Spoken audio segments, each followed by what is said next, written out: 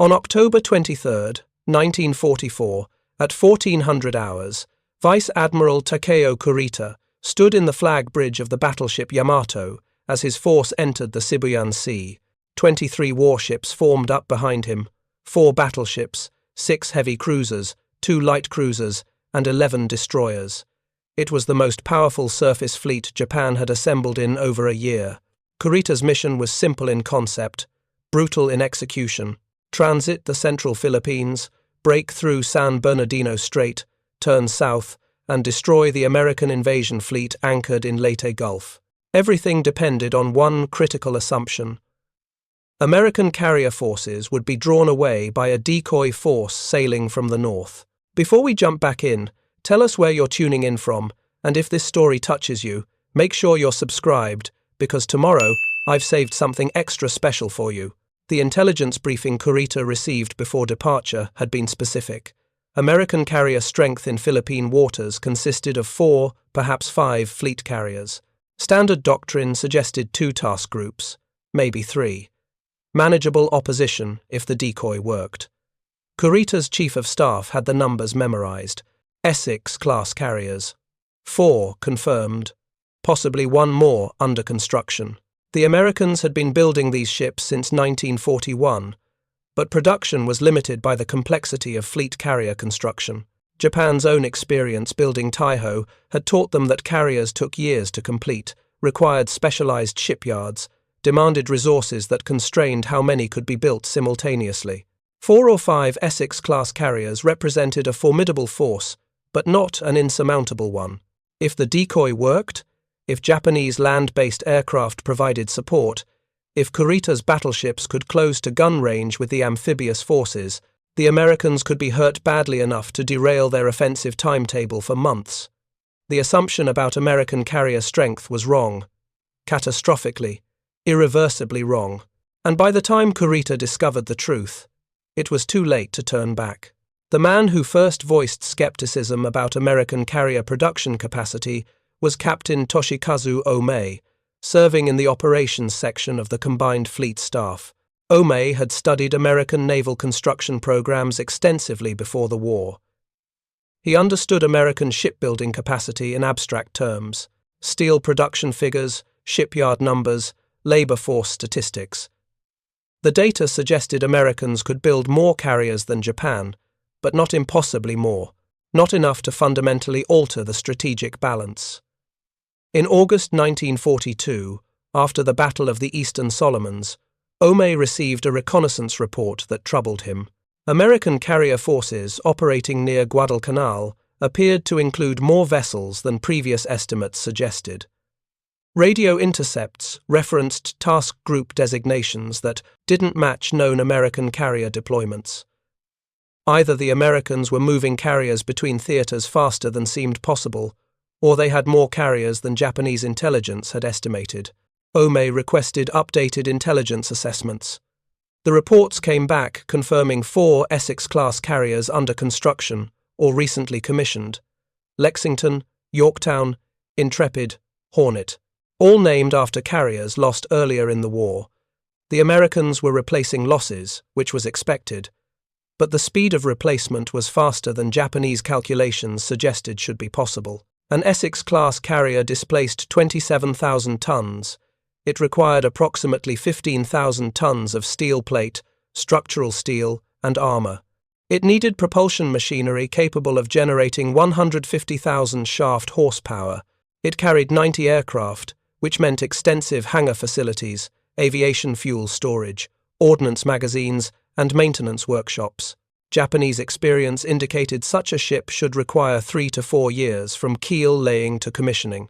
The first Essex-class carrier, USS Essex herself, had been laid down in April 1941. She commissioned in December 1942, 20 months. The Americans had built a fleet carrier in less than 2 years. That was fast by any standard, but perhaps explained by pre-war preparation and advance planning. What couldn't be easily explained was that 5 more Essex-class carriers commissioned in 1943, not 1 carrier every 2 years, 6 carriers in less than 3 years. The production rate was accelerating, not remaining constant. Omei drafted a memorandum for the Naval General Staff outlining his concerns. American carrier construction appeared to be proceeding faster than pre-war intelligence estimates had projected. If the trend continued, American carrier strength in the Pacific would grow faster than Japanese forces could counter through attrition in battle. The memorandum was read, filed, and largely dismissed. Intelligence officers pointed out that American shipyards had been building carriers since the 1930s. They had institutional knowledge and experienced workers. Accelerated construction timelines simply reflected efficient use of existing capacity. There was no evidence of revolutionary construction methods that would enable sustained production at higher rates. More importantly, even if the Americans commissioned 10 or 12 Essex-class carriers total, that force would be spread across 2 oceans. Atlantic convoy protection, European theater operations, and Pacific deployments would dilute American carrier strength to manageable levels in any single theater. The Japanese assumption was reasonable, based on their own operational experience. Japan's carriers operated across vast distances in the Pacific. It was impossible to concentrate all carriers in one location because other areas required air cover. The Americans would face the same constraints. They would need carriers in the Atlantic. They would need carriers supporting MacArthur's advance in the Southwest Pacific. They would need carriers protecting the Central Pacific offensive. No single task force would face more than 4 or 5 American carriers simultaneously. That was the key assumption underlying Japanese operational planning from mid-1943 onward. American carrier strength would grow, but it would remain dispersed. Any specific battle would involve manageable numbers of enemy carriers that Japanese forces could engage on roughly equal terms if circumstances were favorable. This assumption was built on a fundamental misunderstanding of American industrial capacity and organizational philosophy. The Japanese were mirror imaging again, projecting their own limitations onto an enemy that operated under completely different constraints. Japan's carrier doctrine emphasized careful coordination between limited numbers of highly capable ships. A carrier division typically consisted of 2 carriers operating together, sharing combat air patrol responsibilities, coordinating strikes, providing mutual support. 3 carrier divisions, 6 carriers total, represented maximum practical concentration for Japanese operational doctrine. The idea of operating 9 carriers in a single task force seemed logistically impossible. Coordination would break down. Radio communications would become saturated. Fighter direction would become chaotic. The Americans wouldn't attempt such concentration because it wouldn't work. The Americans had different ideas about what would work. In November 1943, USS Essex, Bunker Hill, and Independence conducted joint operations near the Gilbert Islands during the invasion of Tarawa. 3 carriers, operating as a unified task group. Japanese reconnaissance reported the deployment and noted the unusually large concentration. In January 1944, 6 American carriers struck Truk, Japan's most important forward base in the Central Pacific. 6 carriers in one operation. The strike was devastating.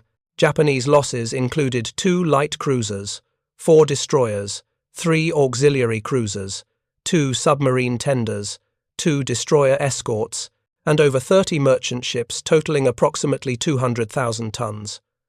The carrier concentration at Truk demonstrated something Japanese planners had not anticipated. American carriers could operate in large multi-carrier task forces without the coordination problems Japanese doctrine assumed would occur. The Americans had developed fighter direction techniques using radar that allowed control of dozens of aircraft simultaneously. They had communication systems that could coordinate strikes from multiple carriers without radio interference, degrading effectiveness. Most importantly, the Americans had enough carriers to concentrate 6 in one operation, while maintaining carrier forces in other theaters.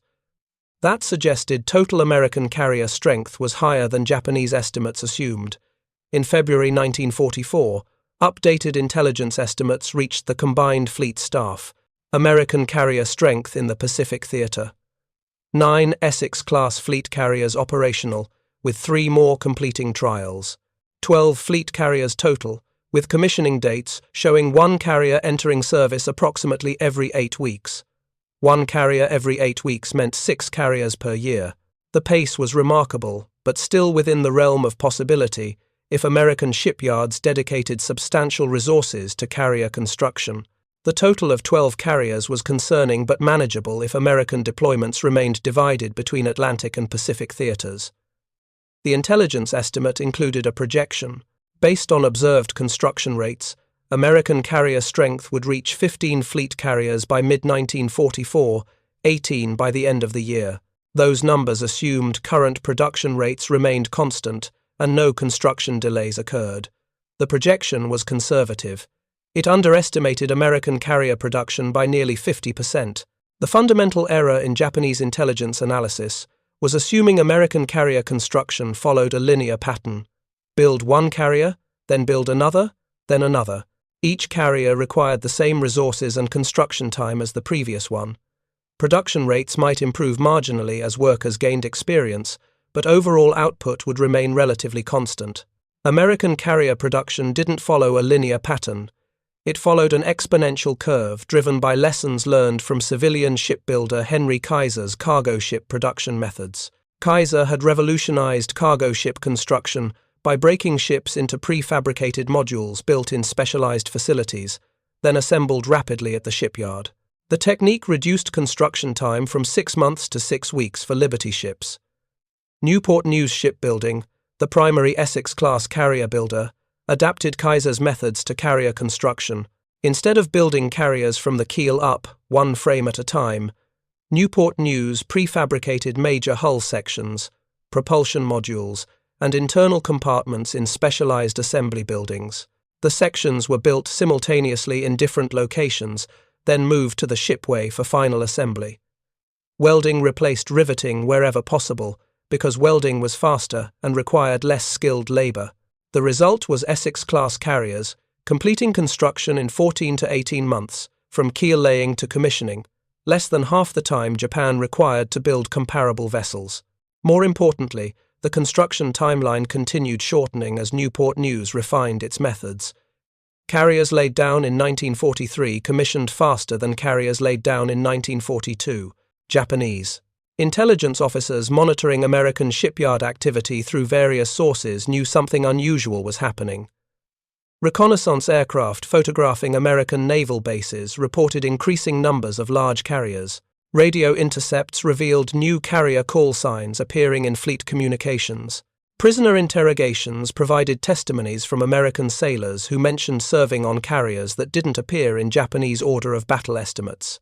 But knowing something unusual was happening and understanding the full scope of American carrier production were different things. Japanese intelligence was receiving fragmentary information from multiple sources. A reconnaissance photograph showing 5 carriers at Pearl Harbor. A radio intercept mentioning a carrier with an unfamiliar call sign. A prisoner stating he served aboard USS Hancock, which didn't appear in existing intelligence databases.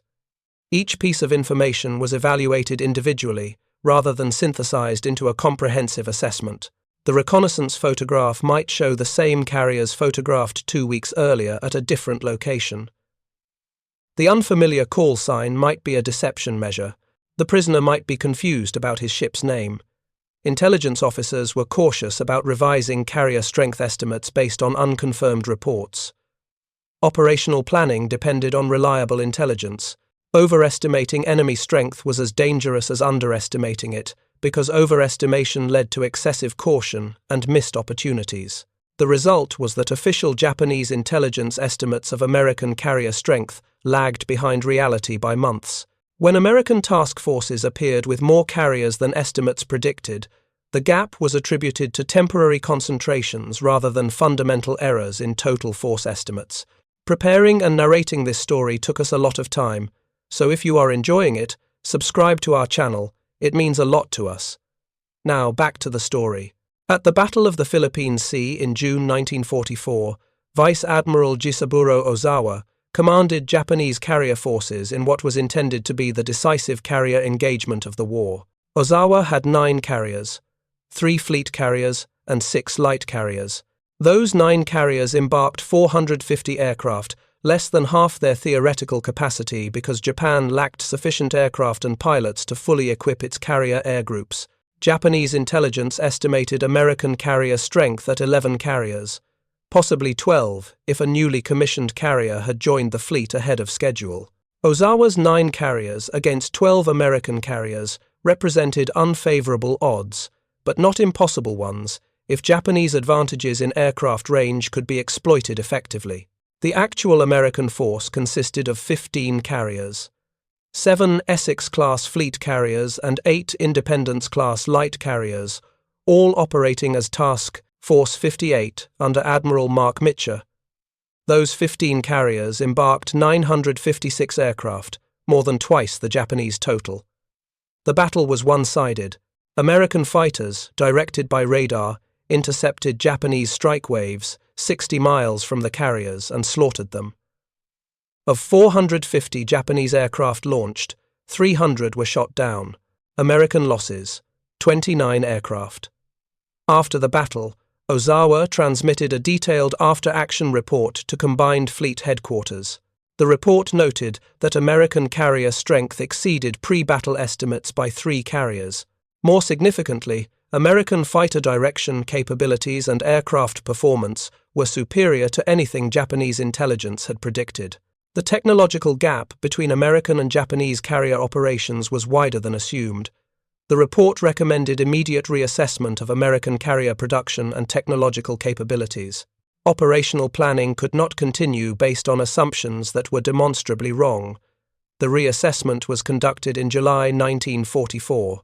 Intelligence officers compiled every available report on American carrier deployments, shipyard activity, and construction schedules.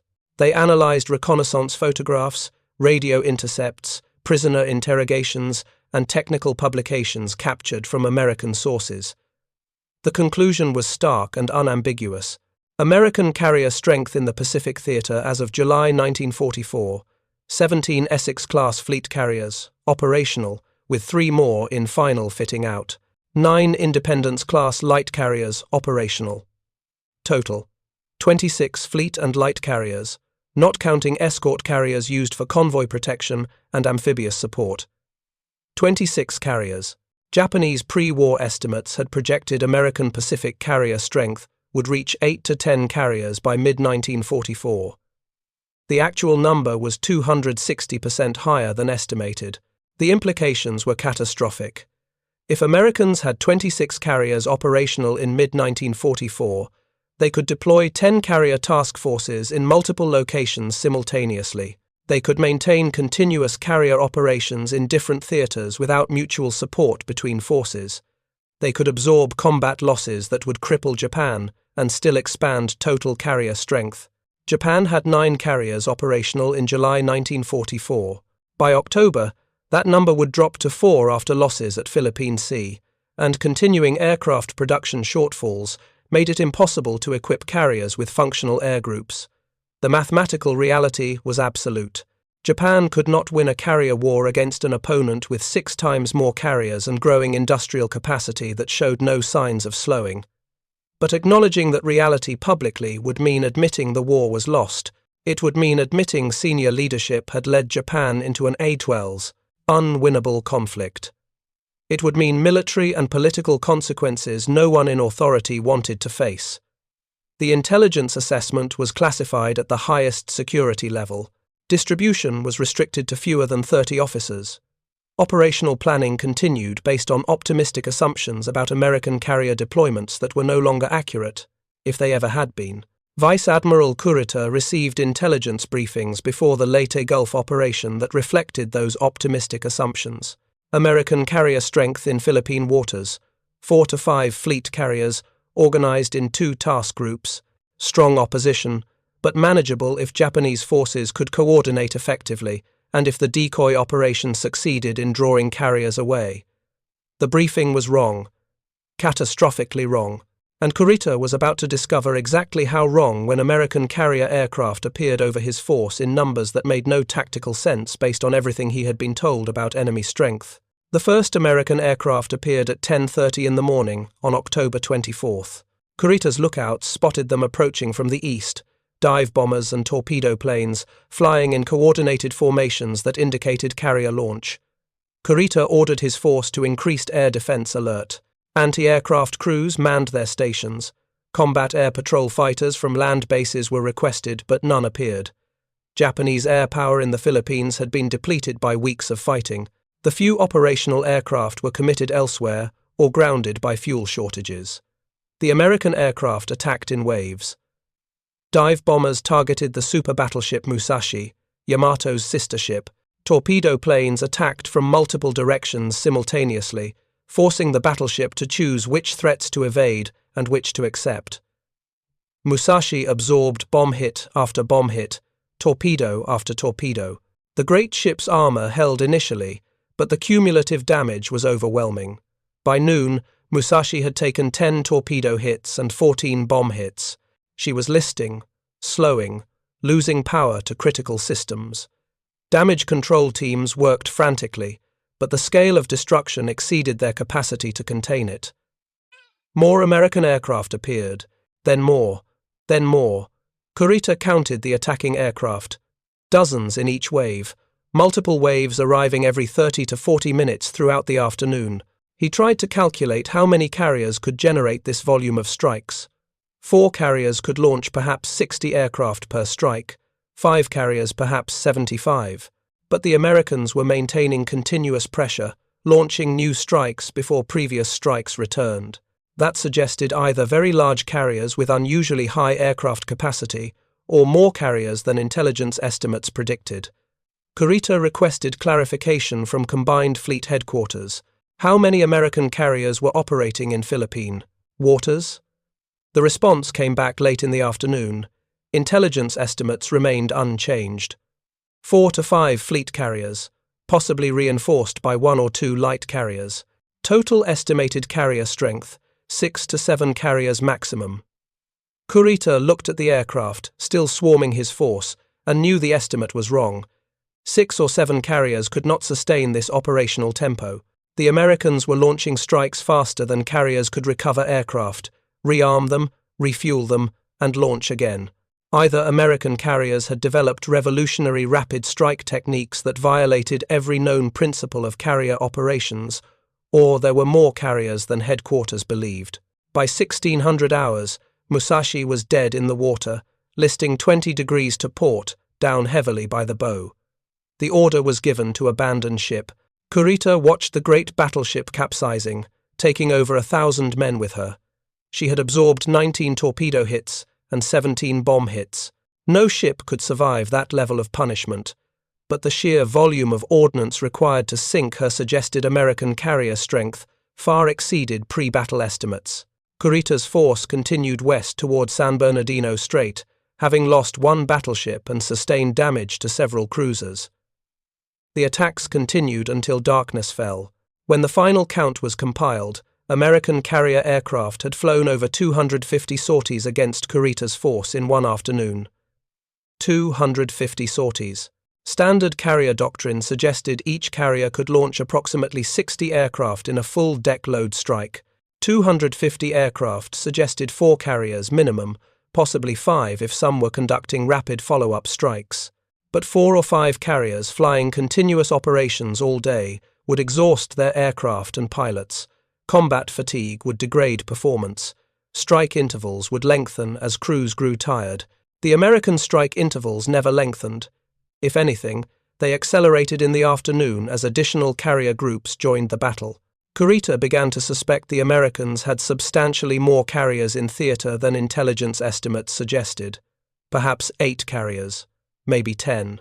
The numbers seemed impossible, but the evidence was arriving in the form of bombs and torpedoes that were very real.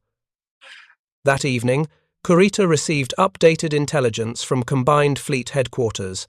Long-range reconnaissance aircraft operating from Luzon had photographed American carrier forces east of the Philippines. The photographs showed multiple task groups. Initial count: 13 large carriers visible, plus several smaller carriers that might be light carriers or escort carriers. 13 large carriers. The intelligence briefing Kurita received before departure had estimated 4 to 5. The actual number was nearly triple the estimate. 13 Essex-class carriers represented more striking power than Japan's.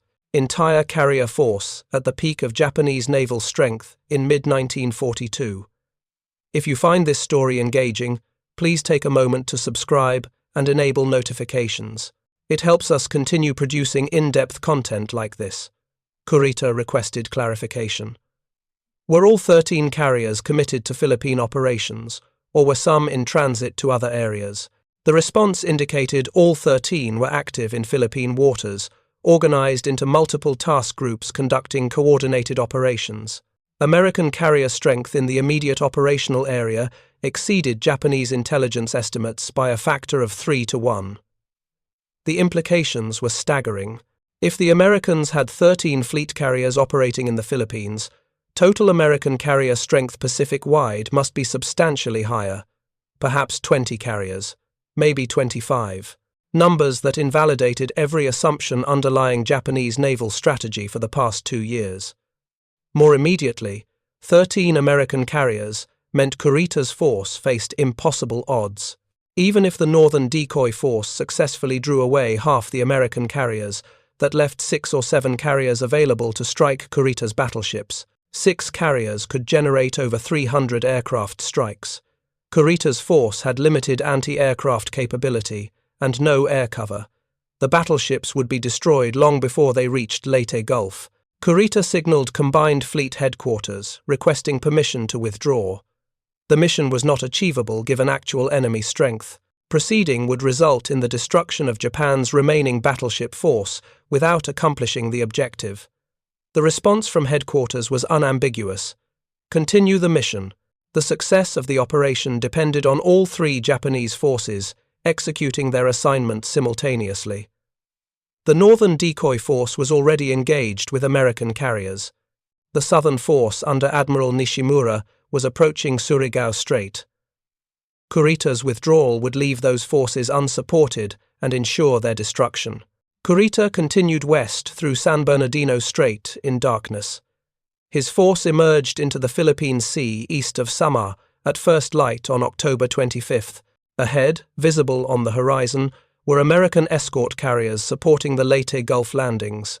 6 small carriers with destroyer escorts, easy targets. Kurita ordered general attack. His battleships could destroy the escort carriers quickly, then turn south toward the main amphibious objective. The escort carriers fled east, launching every available aircraft. The aircraft were not fleet fighters or dive bombers. They were FM-2 Wildcats and TBM Avengers, equipped for ground support missions, not anti-ship strikes. But they attacked anyway, making repeated runs with whatever ordnance they carried. Bombs, rockets, depth charges, even strafing passes with machine guns when ordnance was exhausted. Kurita's battleships gave chase, firing their main batteries at maximum range.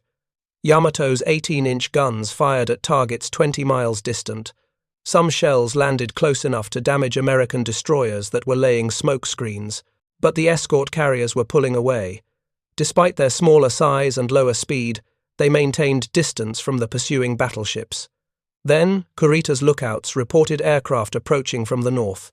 Many aircraft, fleet fighters and dive bombers, not the improvised ground support aircraft from the escort carriers. These were aircraft from fleet carriers, and they were coming in attack formation. The northern decoy operation had failed. American fleet carriers had not been drawn away. They had detached task groups to pursue the decoy while retaining substantial forces to cover the Leyte Gulf area. Now those forces were arriving, and Kurita's battleships were caught in open water with no air cover and no possibility of escape. The attacks began at 0900 hours. Wave after wave of dive bombers and torpedo planes, coordinated strikes from multiple carriers, overwhelming Kurita's anti-aircraft defenses through sheer numbers. The heavy cruiser Suzuya took bomb hits and fell out of formation. The cruiser Chikuma was torpedoed and began sinking. Kurita's flagship Yamato maneuvered violently, avoiding torpedo spreads by narrow margins. Kurita calculated the attacking force. Over 100 aircraft in the first wave, 60 more in the second wave, another 80 in the third wave. The Americans were throwing carrier air power at his force in quantities that suggested not 13 carriers but more. 15? 17? The exact number didn't matter. What mattered was that Kurita's force faced annihilation if it remained in range of American carrier aircraft. At 09:45, Kurita ordered withdrawal. The mission was aborted. His battleships turned north, then west, retreating back toward San Bernardino Strait. American aircraft pursued for hours, striking repeatedly until Kurita's force exited the strait and moved beyond effective carrier range. The Battle of Leyte Gulf ended in comprehensive American victory. Japan lost 4 carriers in the northern decoy operation, 3 battleships in the southern force action at Surigao Strait, and multiple cruisers and destroyers across all 3 forces. American losses included 2 escort carriers, 3 destroyers, and 1 destroyer escort. The exchange ratio was overwhelming in America's favor, but the tactical outcome of the battle was less significant than what the battle revealed about American carrier strength. Japanese intelligence had estimated 4 to 5 fleet carriers in Philippine waters. The Americans deployed 17 Essex-class carriers to Leyte Gulf. 17. The error was 340%. After the battle, Combined Fleet Headquarters ordered a comprehensive reassessment of American naval strength. Intelligence officers were directed to determine actual American carrier construction rates, total carrier inventory, and projected future strength. The analysis was to be conducted without regard to whether conclusions fit existing assumptions or contradicted previous estimates. The working group assigned to the reassessment included experienced intelligence officers and technical specialists who understood shipbuilding timelines and industrial capacity. They were given access to all available intelligence from every source: reconnaissance photographs, radio intercepts, prisoner interrogations, captured documents, technical publications, and analyses from German naval intelligence shared through military attachés. The investigation began with a baseline question: how many Essex-class carriers had the Americans actually built?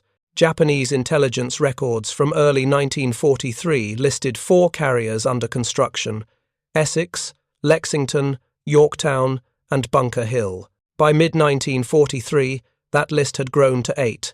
By early 1944, 12. Each update showed more carriers than the previous estimate, but the revisions were incremental. Intelligence officers assumed they were discovering carriers that had been under construction all along, but not previously detected.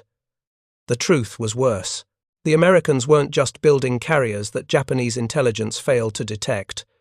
They were building carriers faster than Japanese intelligence believed physically possible. The working group compiled construction data on every Essex-class carrier from all available sources: ship names, hull numbers, keel-laying dates when known, launch dates when available, commissioning dates when confirmed. The data was fragmentary and incomplete, but patterns emerged. USS Essex, keel laid April 1941, commissioned December 1942. 20 months construction time. USS Yorktown, keel laid December 1941, commissioned April 1943. 16 months. USS Intrepid, keel laid December 1941, commissioned August 1943. 20 months. USS Hornet, keel laid August 1942, commissioned November 1943, 15 months. USS Franklin, keel laid December 1942, commissioned January 1944, 13 months. The construction timelines were shortening. Early carriers took 18 to 20 months from keel laying to commissioning. Later carriers were completing in 13 to 15 months. The Americans had refined their construction techniques and were building carriers progressively faster. More critically, the Americans were building multiple carriers simultaneously in different shipyards: Newport News, Shipbuilding in Virginia; Brooklyn Navy Yard in New York; Philadelphia Naval Shipyard in Pennsylvania; Norfolk Naval Shipyard in Virginia; and Bethlehem Steel's Fall River Shipyard in Massachusetts were all building Essex-class carriers concurrently. Japanese carrier. Construction was limited to 3 major naval shipyards: Yokosuka, Kure, and Kawasaki. Only one of those yards could build fleet carriers. The others handled light carrier conversions and destroyer construction. America had 5 shipyards building fleet carriers simultaneously. The mathematical implications were devastating. If 5 American shipyards each completed 1 carrier every 15 months, total American production was 1 carrier every 3 months, 4 carriers per year, minimum. At that rate, the Americans would commission 60 carriers in 15 years. But the war had been underway less than 3 years, and the Americans already had 17 Essex-class carriers operational according to confirmed reports from Leyte Gulf. 17 carriers in 3 years meant nearly 6 carriers per year. Production was running 50% above the theoretical maximum based on observed construction timelines.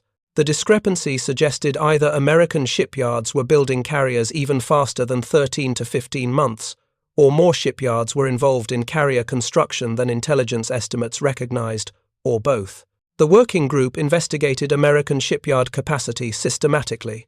Pre-war intelligence reports had identified major American naval shipyards and their capabilities. The reports were compiled from attaché observations, technical publications, and commercial shipping directories that listed shipyard facilities publicly. What those reports failed to capture was American willingness to convert civilian shipyards to naval construction. Kaiser's Richmond shipyards, built specifically for cargo ship production, had been adapted to escort carrier construction. Other civilian yards followed similar paths. Facilities that built tankers or freighters in peacetime were building warships by 1943. The distinction between naval shipyards and civilian shipyards, so clear in Japanese industrial organization, was blurred in American practice. Any shipyard with sufficient capacity and equipment could build military vessels if assigned the appropriate contracts and provided technical support.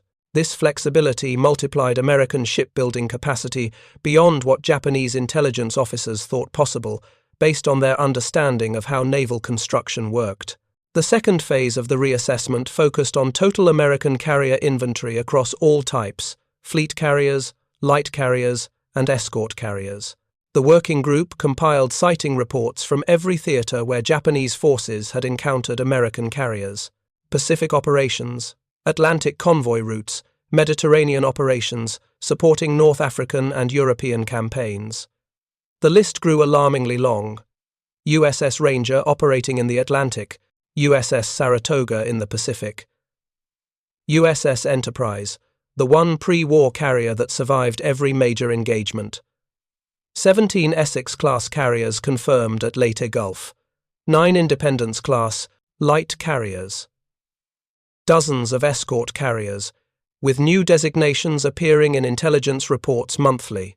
By late November 1944, the working group estimated total American carrier strength at over 90 carriers of all types. 90. Japan had commissioned 9 carriers total during the war. The Americans had commissioned 10 times more. The ratio was worse when accounting for aircraft capacity. An Essex-class carrier embarked 90 aircraft.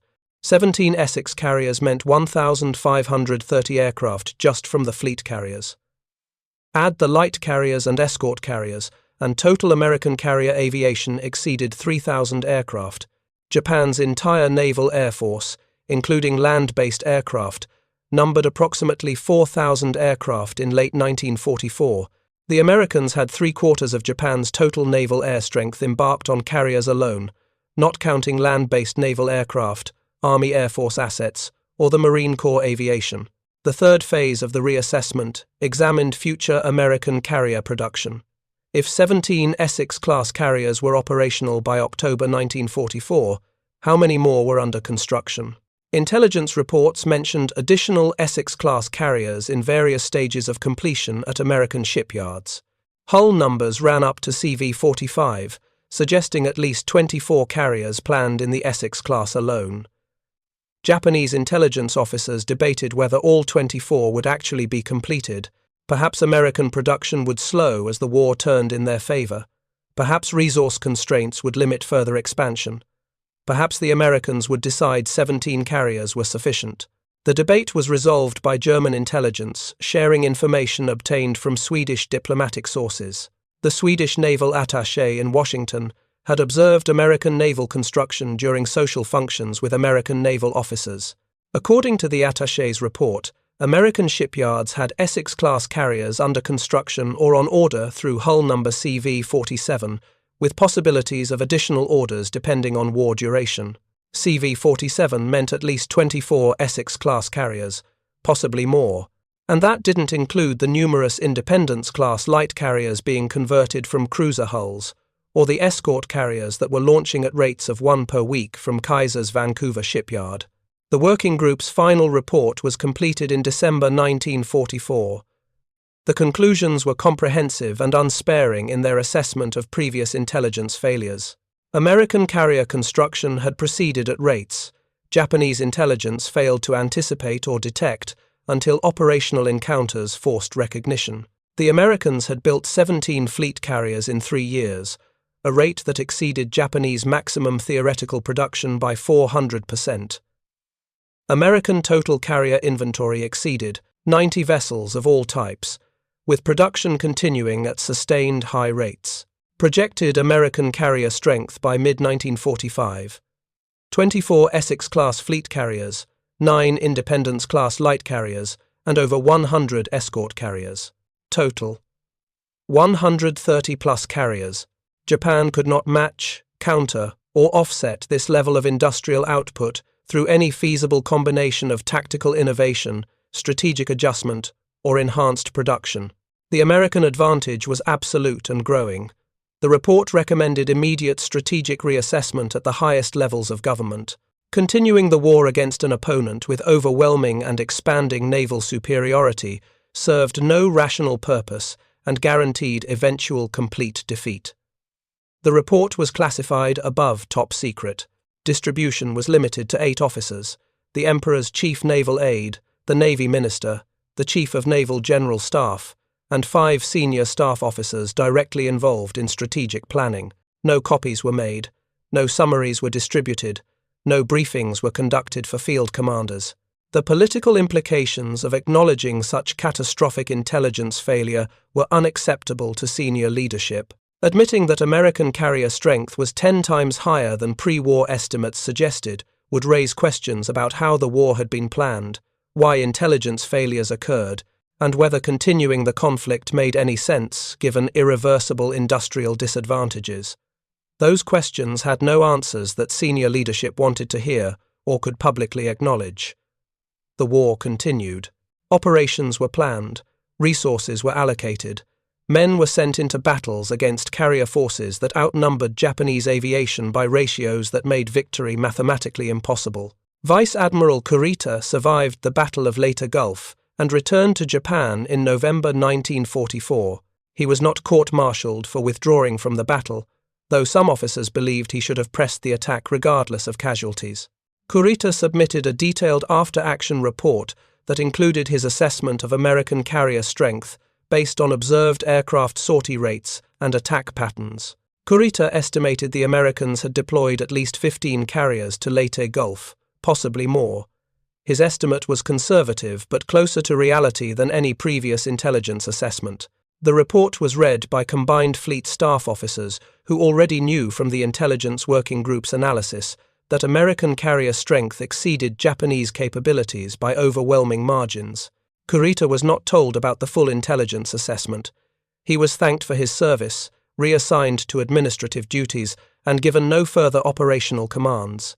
The knowledge of just how badly Japan had miscalculated American industrial capacity was kept from commanders who might have questioned the wisdom of continuing operations against impossible odds. The institutional response to discovering the truth about American carrier production was not to adapt strategy or seek negotiated settlement. It was to suppress the information and continue fighting as if the situation were salvageable through determination and sacrifice. This pattern of institutional denial in the face of overwhelming evidence was not unique to naval intelligence. It reflected broader patterns in Japanese military culture, where acknowledging fundamental strategic errors was seen as undermining morale and cohesion. Better to fight hopeless battles than admit defeat before the final collapse. The human cost of this institutional failure was measured in thousands of lives lost in operations that served no strategic purpose. Carrier pilots were sent on missions against American task forces, where they faced 10-to-1 odds and rarely returned. Surface forces were ordered to attack targets protected by carrier air power that destroyed them before they closed to effective range. Submarines were dispatched to areas saturated with American anti-submarine forces and never heard from again. Every operation from late 1944 onward was executed with senior leadership, knowing privately that American carrier superiority made success impossible. But operations continued because stopping would require explaining why, and explaining why would require admitting that the war had been lost before it truly began due to catastrophic miscalculation of enemy capabilities. The specific question of when Japanese admirals stopped mocking Essex-class carriers and started fearing them has a precise answer. October 24, 1944, when Kurita's force was attacked by waves of carrier aircraft that made no sense given intelligence estimates of American strength. Before that date, Japanese naval officers treated Essex-class carriers with professional respect but not existential dread. They were formidable ships, well-built, well-armed, but not fundamentally different from Japanese fleet carriers. The Americans had maybe 4 or 5 of them in theatre. Japan could fight 4 or 5 carriers and win with proper tactics and favourable circumstances. After October 24th, Japanese officers who survived encounters with American carrier forces understood they faced an enemy whose industrial capacity created naval power at scales they couldn't counter. Not 4 or 5 carriers, 17 carriers at Leyte Gulf alone, more carriers under construction. A seemingly endless stream of new vessels appearing in combat zones where intelligence estimates said no additional carriers should exist. The psychological impact of this realization was profound. Junior officers who survived carrier air attacks returned to base, describing American aircraft, appearing in numbers that exceeded entire Japanese air groups. Pilots who engaged American fighters reported facing fresh opponents in modern aircraft, regardless of how many they shot down. New American pilots replaced losses faster than Japanese forces could inflict casualties. The sense of fighting an inexhaustible enemy corroded morale more effectively than any individual defeat. Losing a battle was acceptable. Battles were won and lost, but facing an enemy who could lose 10 carriers and still field 20 more violated every assumption about how naval warfare worked. It suggested the rules that governed Japanese operations did not apply to the Americans, who operated with resources that made attrition irrelevant. Captured American sailors provided first-hand testimony that confirmed Japanese officers' worst fears. Interrogations conducted after Leyte Gulf included crew members from damaged American carriers who described their ship as one of many similar vessels. They mentioned sister ships by name: Essex, Yorktown, Intrepid, Hornet, Franklin, Ticonderoga, Randolph, Lexington, Bunker Hill, Wasp, Hancock, Bennington, Boxer, Bonhomme Richard. The names kept coming. Hull numbers ran into the 40s. One American pilot, shot down and captured off Luzon in November 1944, told his interrogators that his carrier air group had been formed just 6 months earlier. The carrier he flew from had commissioned in August. The ship was so new that some crew members were still learning their duties, yet the carrier operated with the same efficiency as veteran ships, launched strikes with the same effectiveness, and carried aircraft as modern as any in the American fleet.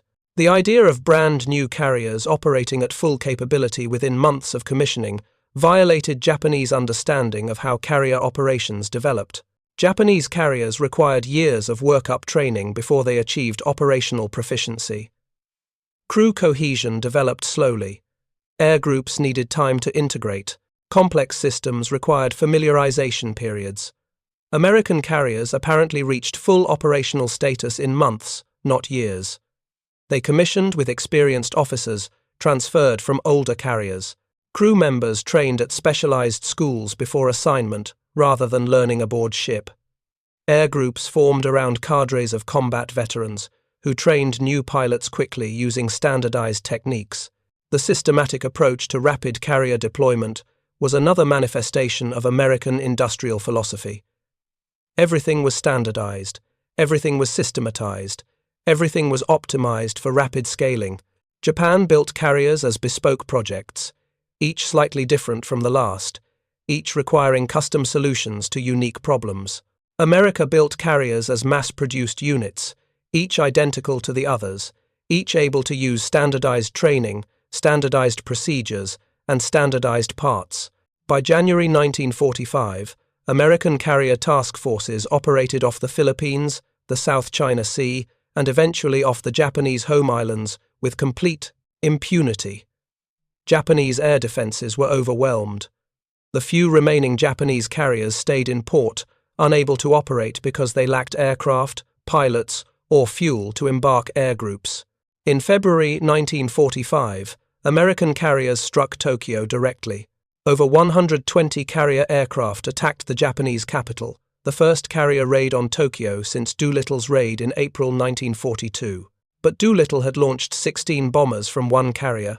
The February raid launched 120 aircraft from multiple carriers, operating as a coordinated task force. The psychological impact of American carriers appearing off Japan with overwhelming strength was devastating to civilian and military morale. The same carriers that Japan had mocked in early war propaganda as inferior to Japanese vessels were now destroying Japanese cities from offshore waters that were supposed to be defended by Japanese naval power. In March 1945, American carriers supported the invasion of Okinawa with sustained operations that lasted 3 months. The carrier task force maintained continuous combat air patrol, close air support for ground forces, and strikes against Japanese air bases in southern Japan. Operations continued day after day, week after week, with no degradation in capability. Japanese kamikaze attacks managed to damage several American carriers during Okinawa operations, but damaged carriers were replaced by fresh vessels arriving from rear areas. USS Franklin was hit by bombs that killed over 700 crew members and nearly sank the ship. She limped back to Pearl Harbor for repairs. Her absence from the task force was filled immediately by another Essex-class carrier arriving from the United States. The replacements were seamless and immediate. Japan damaged or sank American carriers, and more carriers appeared to take their place. The Americans had depth throughout their organization that made individual losses tactically unfortunate but strategically irrelevant. By summer 1945, American carrier task forces ranged freely along the Japanese coast, striking targets at will.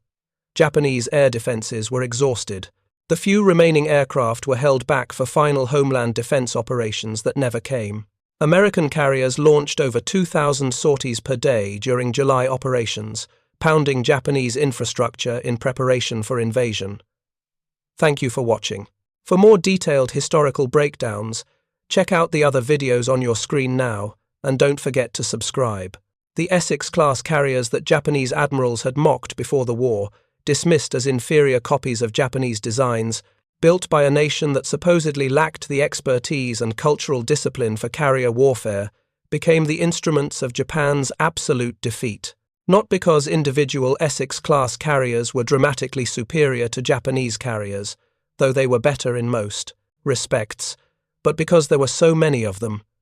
17 at Leyte Gulf, 24 by war's end, each capable of embarking 90 aircraft, each operating with trained crews, modern equipment, and logistical support that sustained operations indefinitely, each representing industrial capacity that Japan could not match through any combination of effort, sacrifice, or tactical brilliance. The specific failures that led to Japanese miscalculation of American carrier production were numerous and compounding. Intelligence collection was adequate.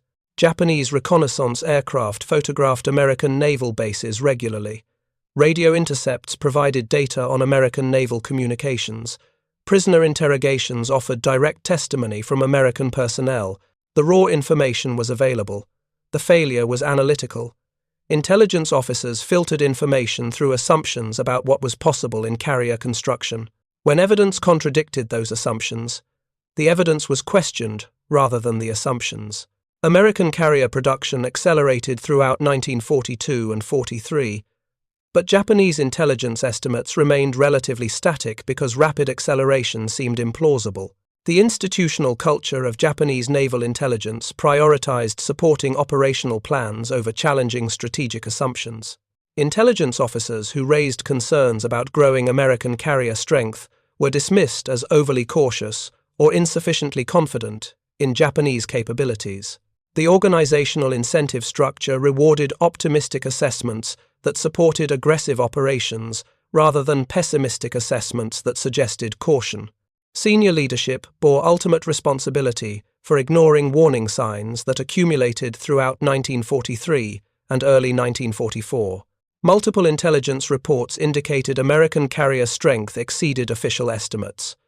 Operational commanders returned from battles reporting more enemy carriers than intelligence predicted. The evidence was consistent and mounting. But acknowledging the evidence would have required admitting that pre-war planning had been based on fundamentally flawed assumptions about American industrial capacity. It would have required explaining to the emperor, the government, and the Japanese people that the war was being lost because intelligence failures made victory impossible before the first shot was fired. That admission was politically and institutionally unacceptable. So the evidence was compartmentalized, the reports were classified, and operations continued based on assumptions that everyone in authority knew were wrong, but no one could officially acknowledge without triggering political crisis. The ultimate irony of Japanese intelligence failure regarding Essex-class carriers was that the information needed for accurate assessment was publicly available in American technical publications, maritime, trade journals, and congressional budget documents that circulated freely in the United States. The Americans made no attempt to hide their carrier construction program. They publicized it as evidence of American industrial might and determination to win the war. Japanese intelligence officers in Washington before the war had access to these publications. They read about American shipyard expansion, carrier construction contracts, and planned naval building programs. They filed reports noting that American industrial capacity exceeded Japanese capacity by significant margins. But they interpreted that capacity through Japanese assumptions about what was possible in wartime mobilization. They assumed American expansion would be constrained by the same factors that constrained Japanese expansion: limited steel production, shipyard bottlenecks, workforce training requirements, coordination difficulties. The Americans faced those constraints too, but they solved them through methods that violated Japanese assumptions about proper industrial organization. Prefabrication techniques that Japanese engineers considered unsuitable for warship construction worked fine when applied systematically. Welding methods that Japanese shipbuilders distrusted as insufficiently proven became standard American practice.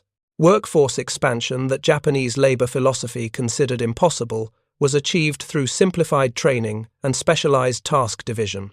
Every Japanese assumption about industrial constraints was proven wrong by American practice, but recognizing that those assumptions were wrong would have required fundamentally rethinking how industrial mobilization worked, and that rethinking came too late to affect strategic planning. Vice Admiral Kurita lived until 1977.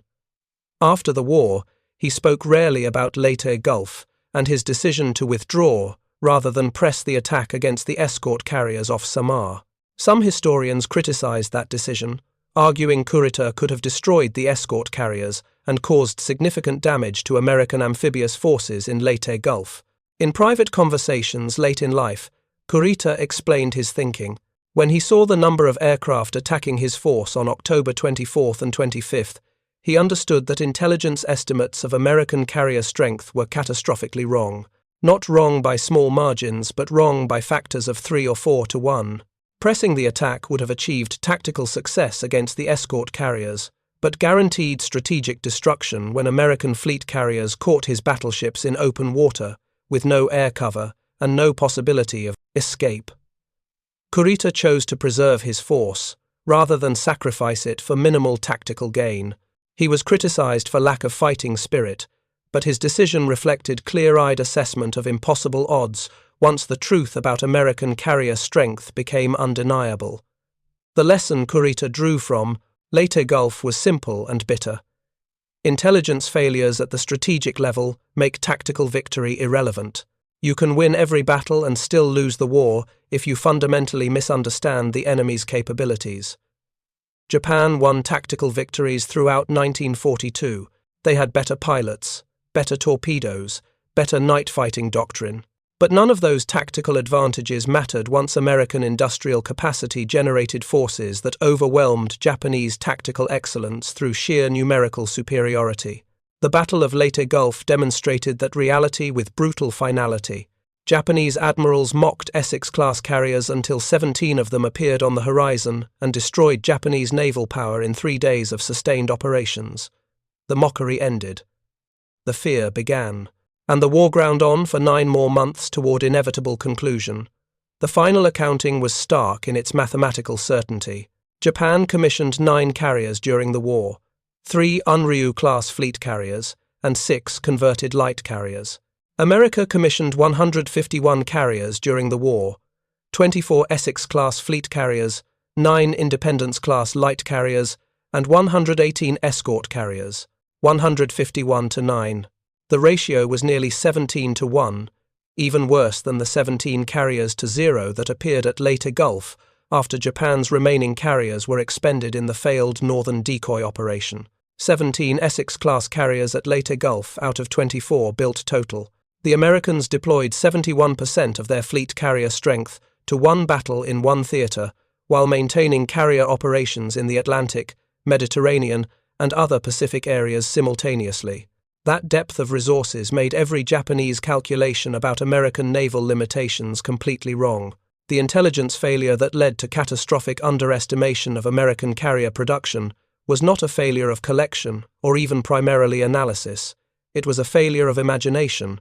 Japanese intelligence officers could not imagine an enemy that mobilized industrial capacity the way America did. They could not conceive of shipyards building carriers in 14 months when Japanese experience indicated 30 months was normal. They could not visualize 5 shipyards building carriers simultaneously when Japanese practice was 1 shipyard building carriers sequentially.